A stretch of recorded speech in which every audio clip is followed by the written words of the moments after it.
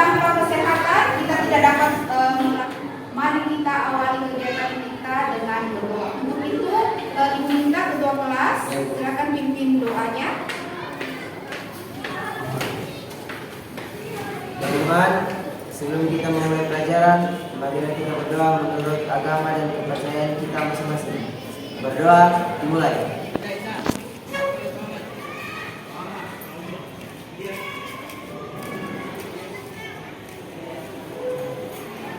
Berdoa selesai. Semua? Amin. Berarti pagi hari ini semua dapat mengikuti materi ya, pembahasan materi ini.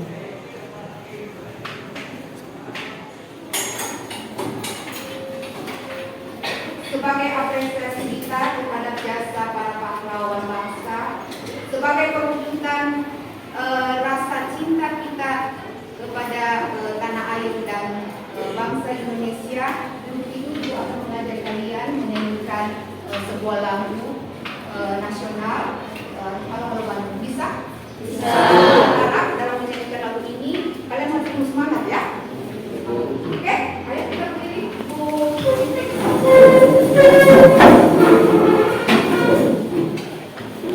Bandung, ibu kota beriakan. Halo, halo Bandung, kota kenang-kenangan. Hari ini materi kita itu tentang masalah ekonomi.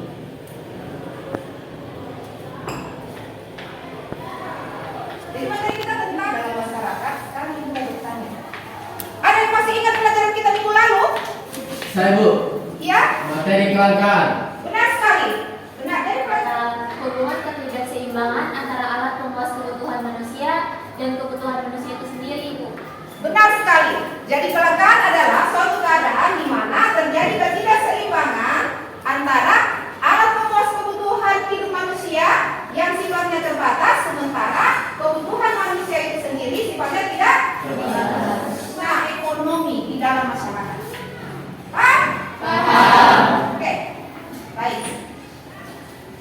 Dan adapun tujuan pembelajaran kita di dalam mempelajari masalah ekonomi ini, ya, dapat anak-anak pendekatan saintifik dengan menggunakan model pembelajaran problem basic learning. Peserta didik dapat menganalisis masalah ekonomi. Yang kedua, menganalisis masalah ekonomi modern. Yang ketiga, menyajikan hasil analisis masalah ekonomi di dalam masyarakat. Ya, jadi silakan disimak ya. Kalian menyimak ya. Di belakang bisa dilihat? Bisa? Bisa? Oke. Jadi silakan diamati gambarnya. Gambar ini ya merupakan suatu keadaan ya pada saat terjadi pandemi COVID-19. Silakan dilihat, diamati baik-baik. Apa yang ada dalam pikiran kalian? Baik Bu, Ya, gambar ini adalah kegiatan memproduksi masker Ibu. gambar kegiatan memproduksi masker. 19 orang membutuhkan masker. Benar sekali. Ya, jadi masker pada saat pandemi COVID-19 ini diproduksi karena pada saat itu orang membutuhkan, banyak yang membutuhkan. Ya. Ada lagi yang mau menambahkan dari amati gambarnya ada? Saya Bu, Ya. karena adanya pandemi harga masker menaik. Pada saat terjadi pandemi COVID-19, harga masker naik. Benar. Mengapa harga masker naik? Saya Bu, Ya. karena permintaan masker lebih banyak, sedangkan penawaran masker lebih sedikit. Benar sekali. Jadi harga masker naik karena permintaan akan masker banyak, sementara Penawaran sedikit. iya. Nah, masih ada yang mau menambahkan? Tidak ada? Oke, baiklah anak-anak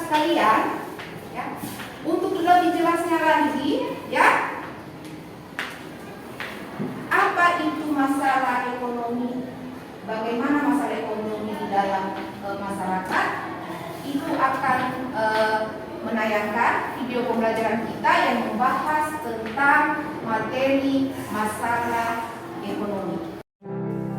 Halo semuanya, di pertemuan kali ini kita akan bahas materi ekonomi kelas 10 di bab 2, yaitu tentang masalah ekonomi dalam sistem ekonomi. Nah, jadi di pertemuan kali ini ada 2 pokok bahasan yang akan kita bahas. Kita langsung mulai aja ya. Oke, yang pertama kita akan membahas dari masalah ekonomi dulu. Nah, masalah ekonomi ini terbagi menjadi 2, ada masalah ekonomi klasik dan ada masalah ekonomi modern. Nah, apa sih yang membedakan masalah ekonomi klasik dan masalah ekonomi modern ini? Jadi, masalah ekonomi klasik ini terbagi menjadi 3. Yang pertama, yaitu ada masalah produksi. Nah, jadi masalah produksi ini adalah di mana produsen ini perlu menentukan bagaimana menghasilkan barang dan jasa agar bisa memenuhi beragam kebutuhan yang muncul. Nah, jadi kan kebutuhan setiap manusia itu banyak banget ya. Nah, disinilah masalah produksi ini muncul gitu. Jadi, seorang produsen itu harus bisa memikirkan bagaimana agar kebutuhan masyarakat atau kebutuhan konsumen itu bisa terpenuhi. Kemudian yang kedua yaitu masalah distribusi. Nah, masalah distribusi ini menekankan pada bagaimana agar barang yang diproduksi itu bisa sampai ke tangan konsumen. Nah, dengan cara apa agar barangnya itu bisa sampai ke konsumen yang membutuhkan, agar tepat sasaran. Jadi contohnya gini, misalnya produsen mainan gitu ya. Nah, bagaimana cara mendistribusikannya agar bisa sampai ke anak-anak gitu. Nah, seperti itu ya. Jadi distribusi ini adalah cara untuk menyalurkan barang dari produsen ke konsumen. Kemudian yang ketiga yaitu ada masalah konsumsi. Nah, jadi masalah konsumsi ini dari sisi konsumen. Bagaimana konsumen itu menentukan barang dan jasa yang dapat dikonsumsi itu sesuai dengan kebutuhan yang ada. Nah, jadi sebagai konsumen, kita itu harus bisa memilih barang atau jasa apa aja sih yang kita butuhkan. Jangan sampai kita mengkonsumsi sesuatu yang tidak kita butuhkan sehingga akan mubazir hasil akhirnya gitu. Nah, jadi untuk masalah ekonomi klasik itu yang perlu diingat ada 3. Yang pertama produksi, kemudian distribusi, dan konsumsi. Ingatnya kalau misalnya produksi itu dari sisi produsen, bagaimana produsen itu memikirkan produksi apa, barang apa agar bisa memenuhi kebutuhan konsumen. Kalau distribusi itu berkaitan dengan penyaluran barang. Oke, penyaluran barang. Sedangkan kalau konsumsi itu dari sisi konsumen untuk menentukan bagaimana barang dan jasa yang dikonsumsi itu sesuai dengan kebutuhan yang ada. Kemudian di sini ada masalah modern. Jadi selain masalah klasik, di sini juga ada masalah modern. Nah, kalau masalah ekonomi modern ini tuh apa aja sih? Nah, ini juga sama ada 3. Yang pertama yaitu what atau apa bahasa Indonesianya. Kemudian how, bagaimana. Dan yang ketiga yaitu for whom, untuk siapa. Nah, jadi ini 3 masalah ekonomi modern. Nah, maksudnya apa sih what, how, dan for whom ini? Apa hubungannya dengan masalah ekonomi? Nah, ini jadi pertanyaannya, kalau misalnya what itu barang apa yang akan diproduksi. Nah, jadi untuk memproduksi suatu barang itu kita harus jelas sesuai dengan apa yang dibutuhkan oleh masyarakat. Karena sumber daya yang ada di dunia ini tuh terbatas. Yang namanya kebutuhan manusia itu pasti tidak terbatas, sedangkan sumber dayanya itu terbatas gitu. Nah, jadi di sini harus memikirkan memproduksi barang apa yang sekiranya memang banyak dibutuhkan oleh banyak orang. Contohnya gini, misalnya dari pohon ya, dari pohon. Nah, dijadikan kertas kan. Nah, memproduksi buku apa gitu yang sekiranya akan dibutuhkan oleh banyak masyarakat. Jangan sampai sesuatu yang diproduksi itu ternyata tidak digunakan oleh masyarakat dan hasil akhirnya hanya akan membuang-buang sumber daya yang ada gitu karena tidak digunakan.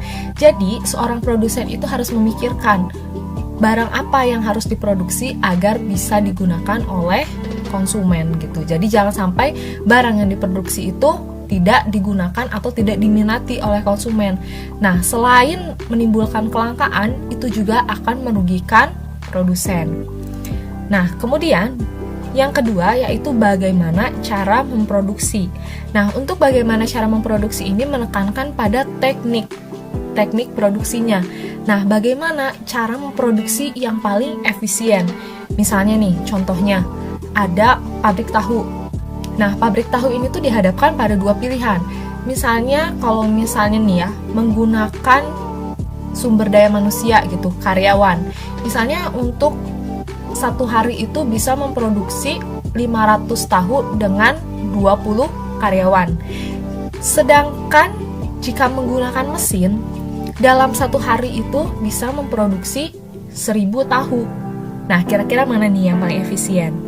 Yang menggunakan sumber daya manusia sebanyak 500 tahu atau menggunakan mesin sebanyak 1000 tahu? Nah, kalau misalnya untuk pembelian mesin itu kan kita hanya mengeluarkan satu kali ya untuk pembelian mesinnya aja. Sedangkan kalau menggunakan tenaga manusia, itu otomatis kita harus menggaji karyawannya. Nah, jika kita menggaji tapi hanya bisa menghasilkan 500 tahu. Tapi jika kita membeli mesin, dalam satu hari bisa menghasilkan 1000 tahu. Nah, berarti yang paling efisien itu adalah yang menggunakan mesin. Nah, disitulah yang dimaksud dengan bagaimana cara memproduksi. Jadi tadi berurutan ya. Setelah memikirkan apa yang akan diproduksi, kemudian berlanjut ke memikirkan bagaimana teknik produksinya yang paling efisien, yang paling menguntungkan. Nah, kemudian yang ketiga ini adalah for whom, untuk siapa barang diproduksi. Nah, jadi kita memproduksi barang juga harus punya sasarannya, harus ada pangsa pasarnya. Nah, misalnya jangan sampai kita memproduksi sesuatu, tapi kita nggak tahu kita memproduksi ini untuk siapa gitu. Nah, contohnya tadi, misalnya kita memproduksi mainan anak. Nah, berarti itu sasarannya adalah for whom-nya untuk siapa gitu, untuk anak-anak. Jadi jangan sampai kita misalnya memproduksi nih mainan, terus tiba-tiba dijualnya di kantor atau misalnya dijualnya di depan bank gitu kan, gak sesuai gitu. Nah, tapi untuk penjualan itu kan bisa ke sekolah-sekolah gitu seperti SD atau TK. Nah, itu maksudnya yang disebut dengan for whom. Jadi kita tuh harus bisa melihat siapa sasarannya gitu. Nah, seperti misalnya ada barang-barang branded gitu ya, misalnya kayak tas-tas bermerek. Nah, itu kan untuk kalangan yang pendapatannya itu menengah ke atas kan. Nah, coba kira-kira kalau misalnya barang-barang branded itu dijual di pasar, kira-kira bakal laku nggak? Pasti enggak kan? Nah, disitulah kita juga harus melihat siapa konsumen kita gitu. Nah, karena setiap konsumen itu pasti memiliki pendapatan yang berbeda-beda. Maka dari itu kita harus menyesuaikan gitu. Jadi dari sisi harga, terus jenis barang itu harus disesuaikan. Untuk siapa kita mau menjualnya, untuk siapa, seperti itu. Berikutnya Tentang materi kita tentang masalah ekonomi di dalam masyarakat. Ya. Setelah kalian menyimak materi kita, ada yang mau bertanya? Saya ya. Bagaimana cara produsen dalam mencapai kesalahan? Bagaimana cara produsen dalam mencapai kesalahan? Ada yang bisa jawab? Saya Ya. Untuk dalam mencapai masalah, buat produsen harus melakukan survei pasar sehingga produsen itu dapat menentukan barang yang dibutuhkan oleh konsumen untuk diproduksi. Ya, benar sekali. Jadi di dalam barang apa yang dibutuhkan masyarakat sehingga nantinya produsen dapat memproduksi barang tersebut. Bisa? Bisa. Masih ada yang mau bertanya? Baik, karena sudah tidak ada yang bertanya, berarti Ibu anggap semua paham ya? Anak-anak sekalian, dalam pembahasan materi masalah ekonomi ini, kita menggunakan metode problem based learning atau yang biasa kita kenal dengan PBL. Ya. Nah, di dalam membahas masalah ekonomi ini, ya, kalian akan belajar dalam berkelompok ya, berkelompok. Ya, yang ada di dalam LKPD, nanti kalian akan diskusi dimasukkan secara berkelompok. Kemudian setelah kalian melakukan diskusi, naik mempresentasikan hasil diskusinya masing-masing. Kemudian nanti peserta lainnya dari kelompok lain akan menanggapi. Bisa? Bisa ya? Oke. Baik. Untuk menghemat waktu, karena kita sampai jam 11:15 ya. Oke, kita tutup ya. Ibu langsung nanti saya sebelah kanan kelompok 1, kelompok 2, kelompok 3, kelompok 4. Oke, sekarang mari kita tutup kelompoknya.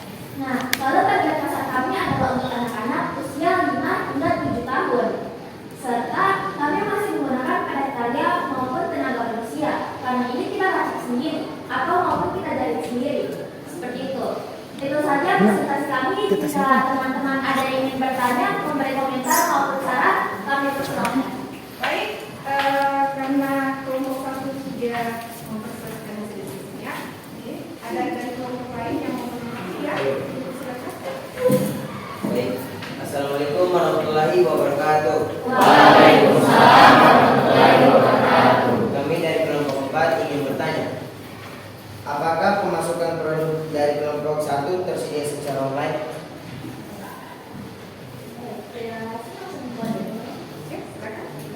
Baik, terima kasih atas pertanyaan dari kelompok 4. Izinkan kami menjawab bahwasanya usaha kami ini masih baru. Jadi kami masih menjual seperti di pasar pasaran, di minimarket, maupun di mal-mal dan hal lain sebagainya. Nah, jadi kami masih saat ini kami masih belum mempunyai secara online seperti di Shopee maupun aplikasi-aplikasi lainnya. Tapi setelah diberikan saran, mungkin insya Allah nantinya kami akan pikirkan.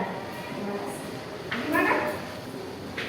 Jadi sarannya kelompok 1 untuk mengadakan pemasaran secara online. Saya belum bisa. Ya, Mungkin pemasaran dapat dilakukan melalui online ini akan lebih efektif, tidak terlalu membutuhkan biaya pemasaran yang besar. gimana? Baik, terima kasih atas saran yang diberikan oleh kelompok 4 kepada kami. Insya Allah kami akan pikirkan lagi, karena seperti yang telah saya katakan sebelumnya, usaha kami ini adalah usaha yang masih baru. Jadi kami masih belum memikirkan secara depannya. Itu saja. Terima kasih. Masih ada? Masih ada dari kelompok lain yang mau menanggapi atau memberi saran untuk dimasukkan ke kelompok 1? Kenapa bisa? Tidak ada? Kalau tidak ada, ya. Oke. Itu saja hasil presentasi kami. Mohon maaf bila ada salah kata. Kami akhiri. Wabillahi taufiq wal hidayah. Wassalamualaikum warahmatullahi wabarakatuh.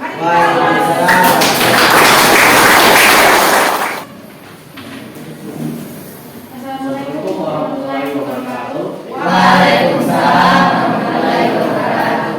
Terima kasih atas kesempatan yang diberikan kepada kami untuk mempresentasikan hasil diskusi kami dari kelompok 2. Baik, jika kami mempunyai sejumlah uang untuk modal, maka kami akan membuka usaha pabrik mie. Produk yang akan kami hasilkan adalah mie basah. Jumlah produk yang akan kami hasilkan adalah 100 kg per hari. Bahan-bahan pembuatan mie yaitu tepung tapioka, tepung beras, tepung jagung, tepung sagu, dan bahan tambahan lainnya seperti tepung pati, telur, pewarna makanan, dan kalsium. Untuk peralatan yang dibutuhkan adalah mixer dan penggilingan mie. Cara pembuatan yang pertama, 1. Campur semua bahan, kemudian tambahkan sedikit air serta garam. Kedua, masukkan pewarna makanan, aduk sampai merata. Ketiga, tutup adonan dengan plastik atau lap supaya adonan tidak kering. Keempat, giling adonan tersebut dengan mesin penggiling mie. Potonglah lembar adonan dengan bentuk kecil serta memanjang. Kelima, taburi adonan yang sudah dipotong dengan tepung tapioka. 6. Kemas dengan plastik dan mie siap untuk dipasarkan. Baik, Oke, kelompok yang mau oke, silakan. Assalamualaikum warahmatullahi wabarakatuh. Waalaikumsalam warahmatullahi wabarakatuh. Saya dari kelompok 1 mau bertanya, mengapa dari kelompok 2 harus memilih untuk membuka usaha mie basah? Oke, jadi kelompok 1 bertanya, mengapa kelompok 2 membuka usaha ini? Terima kasih atas pertanyaannya. Alasan kami membuka usaha mie basah karena hampir semua lapisan masyarakat menyukai mie. Kemudian bahan baku serta peralatan pembuatan mie mudah diperoleh, serta juga usaha ini tidak memerlukan modal yang besar.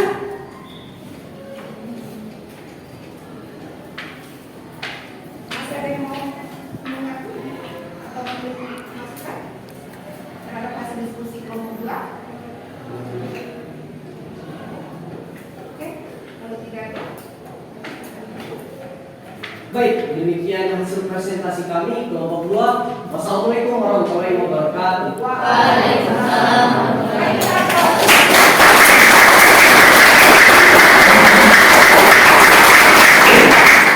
Terima kasih kelompok 2 sudah menyajikan hasil presentasi dari diskusi ya. Assalamualaikum warahmatullahi wabarakatuh. Waalaikumsalam warahmatullahi wabarakatuh. Perkenalkan, kami dari kelompok 3 ingin mempresentasikan hasil diskusi kami. Baiklah, jika kami memiliki sejumlah uang, maka kami akan gunakan sebagai modal untuk membuka usaha tas handmade. Karena tas handmade begitu digemari karena memiliki model yang unik dan lucu. Dan jenisnya juga cukup banyak. Ada beberapa aspek yang menjadi bahan pertimbangan kami dalam memulai usaha ini, yaitu 1. Produk yang akan kami hasilkan adalah tas handmade. 2. Kuantiti atau jumlah yang akan kami hasilkan adalah 100 pieces per bulan. 3. Material atau bahan yang akan kami gunakan adalah kain yang berkualitas, mesin jahit, peralatan jahit, gunting, benang jahit, dan lain-lain. Metode atau cara. Langkah awal, memilih bahan yang berkualitas. 2. Membuat desain tas yang menarik. 3. Menentukan harga yang tepat. 4. Menjahit sesuai dengan pola desain yang telah dibuat. Target pasar untuk produksi tas tersebut adalah wanita kalangan remaja maupun anak-anak. Jika ada yang bertanya, kami persilakan. Waalaikumsalam warahmatullahi wabarakatuh. Kami dari kelompok 2 ingin bertanya, bagaimana strategi pemasaran dari tas handmade ini? Karena usaha kami merupakan usaha pemula, maka strategi pasaran yang akan kami gunakan yaitu dengan menggunakan media sosial, Instagram atau platform lainnya. Masih ada yang memberi pertanyaan atau masukan, Sarah? Oke. Tidak ada. Oke. Demikian presentasi dari hasil diskusi kami. Kemudian, Assalamualaikum warahmatullahi wabarakatuh. Assalamualaikum warahmatullahi wabarakatuh. Waalaikumsalam warahmatullahi wabarakatuh. Terima kasih Bu atas kesempatan yang diberikan kepada kami. Kami dari kelompok 4 akan mempresentasikan hasil diskusi kami. Jika kami mempunyai sejumlah uang untuk modal usaha, maka kami akan membuka usaha pabrik tahu. Produk yang akan kami buat adalah tahu kuning. Jumlah tahu yang akan kami hasilkan 500 biji sehari.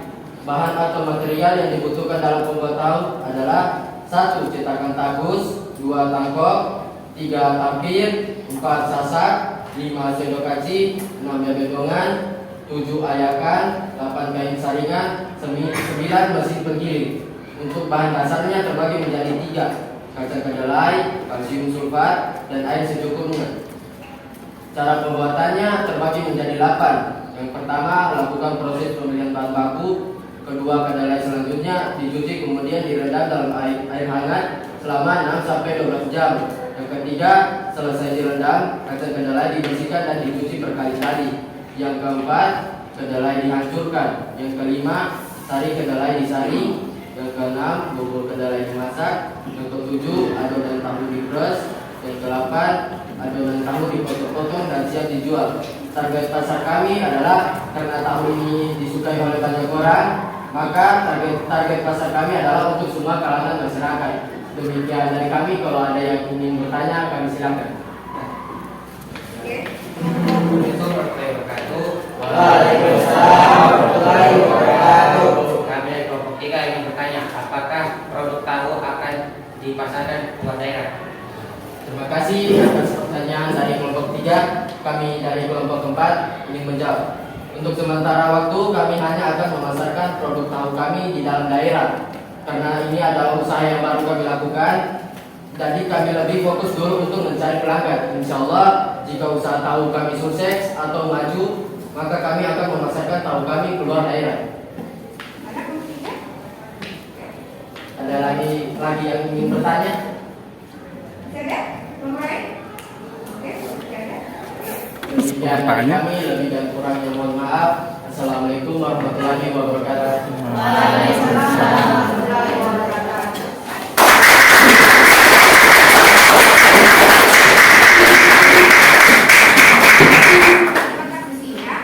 Sekarang ya, ibu kasih kesempatan kepada masing-masing kelompok ya, masing-masing kelompok untuk melengkapi laporan hasil diskusinya berdasarkan tanggapan dan saran-saran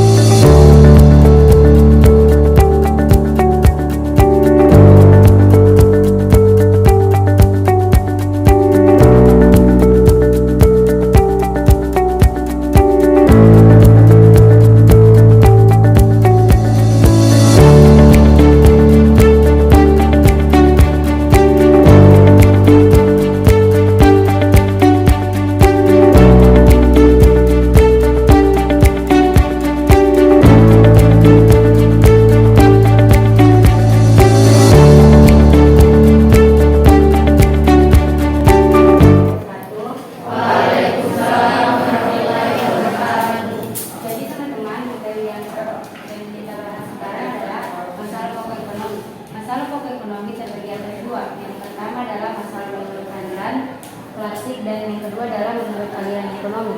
Yang pertama, menurut aliran klasik, masalah ekonomi terbagi atas 3 diantaranya: A. Masalah produksi, B. Masalah distribusi, C. Masalah konsumsi. Yang kedua, masalah ekonomi menurut aliran ekonomi terbagi atas 3 bagian. Yang pertama, what, barang apa yang akan diproduksi. Yang kedua, how, bagaimana cara memproduksi barang itu. Lalu yang ketiga adalah untuk siapa barang diproduksi. Itu saja kesimpulan yang dapat saya sampaikan. Lebih dari kurangnya mohon dimaafkan.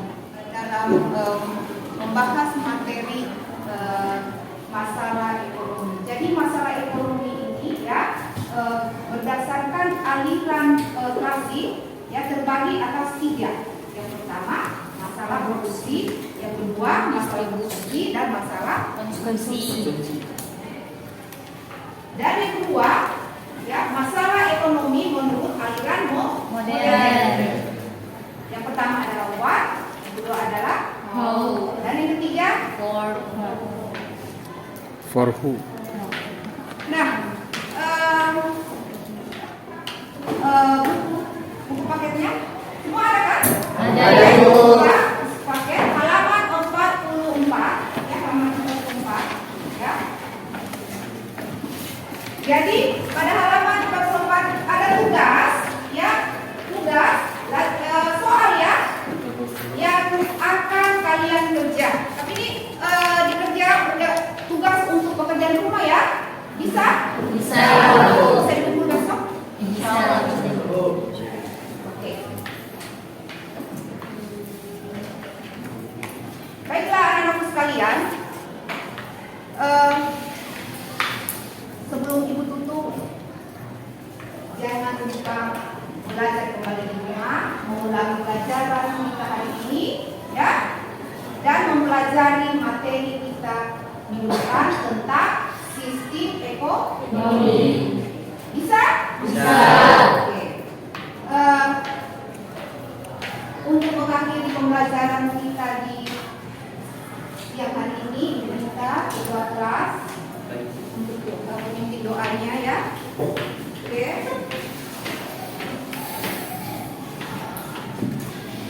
Teman-teman, sebelum kita mengakhiri pelajaran, marilah kita berdoa menurut agama dan kepercayaan kita masing-masing. Berdoa dimulai.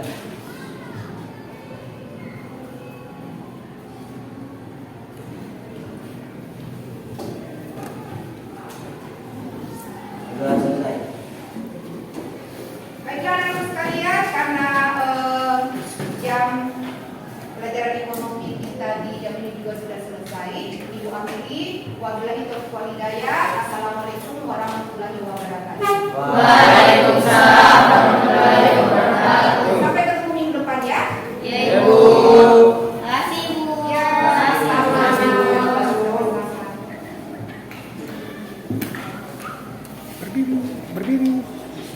Berdiri.